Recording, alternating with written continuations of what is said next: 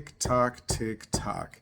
We are back with another anime review. It is late. I work early and I'm still taking time to do this for y'all. Y'all aren't going to see this till tomorrow when I upload it, but I had to get in there and I had to record this. This is for ReZero, episode 38, The Sound That Makes You Want to Cry. And man, where has this show been? This show is a banger. One of the big things that that makes me really appreciate this, because I think I watched 3 episodes of some other anime and I finally settled on this one to do my review on, because I didn't know what I was going to do my review on. I try to mix it up for you guys, but I try to go off of what makes me feel like I could draw something from that.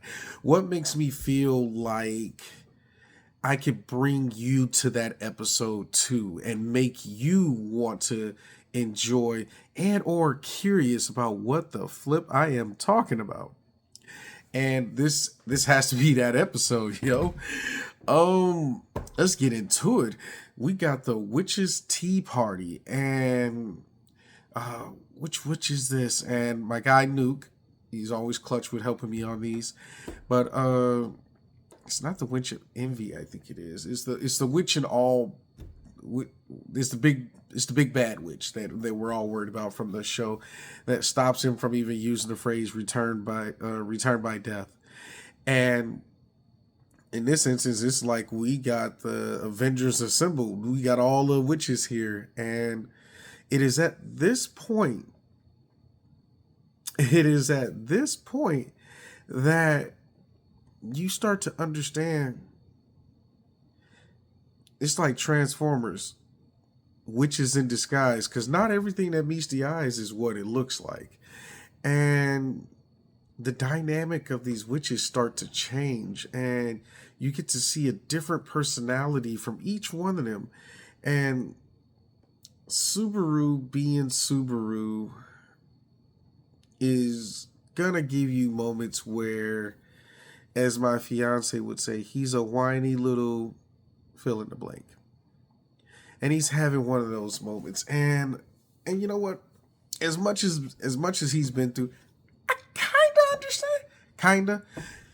But you got all these powerful ladies in front of you, and it's like you're trying to hold back from using the power because of how you feel, yet you keep going to them because you know they got something that you want. But I don't want to use it.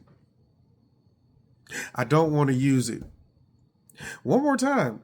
I don't want to use it. But I want you to help me though. For real though. As much as you're willing to risk it for the biscuit, this is where you're drawing the line. And you find out that the big bad evil witch loves this dude. Looks like Amelia a lot. Like serious vibes. And this is probably highly intentional. And you find out that almost each one of these witches got some type of something that they feel for this dude. He's touched him in some way, shape, form. He did something, and they want to help him.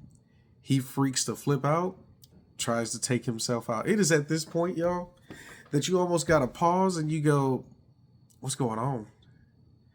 And this is why I say robots in disguise, because these witches jump to action in their own different way, and it ends up aiding Subaru, because he I don't know what he did, because and maybe I missed it. He did something where he freaked himself out and he basically was trying to die. It seemed like he did enough where it looks like he was about to die, and all the witches pretty much jumped into action in a different way, shape, form. Not what you think, where everybody was reaching in and touching him and kumbaya, save him. No, they all had their different ways, and it affected in the story in a different way. And long story short, Big Bad Witch tells Subaru, hey, I love you, dude. I love you. I love you. And this is why I'm letting you do this. But at the end of the day, you got to learn to love yourself. That hit. That one hit.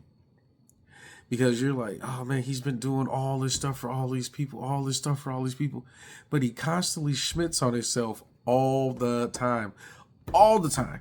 This dude is never good for himself. Good enough, good enough. And the crazy part, because I say it hits, is I can kind of relate to this sometimes. I understand that mindset where you think you might not be enough. And you got people that help build you up. You got yourself where you can help put yourself up. But he had a tough lesson where he had to learn that you're just as important as the people that you're trying to save. Let that sink in. You're just as important as the people that you are trying to save. Wild, right? We get a couple other parts here. I'm not gonna force or spoon feed you every tidbit here. We get away from the witches and we are back with Roswell, I believe it is. The guy that talks like this. And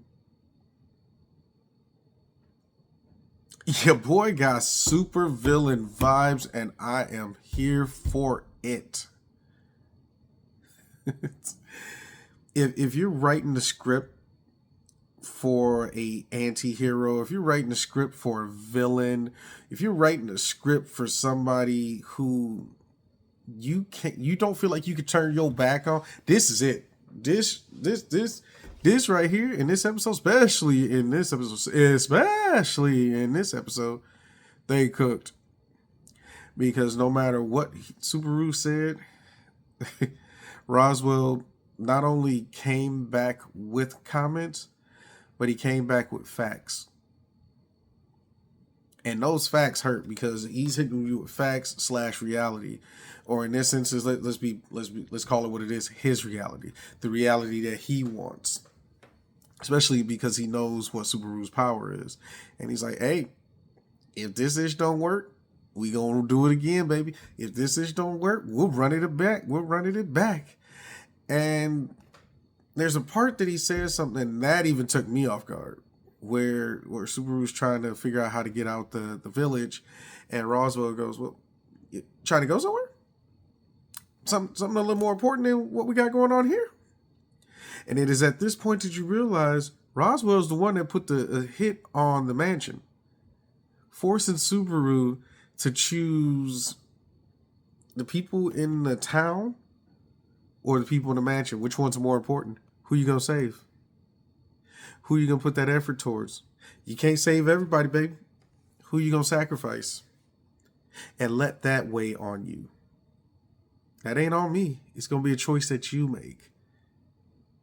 Who you picking?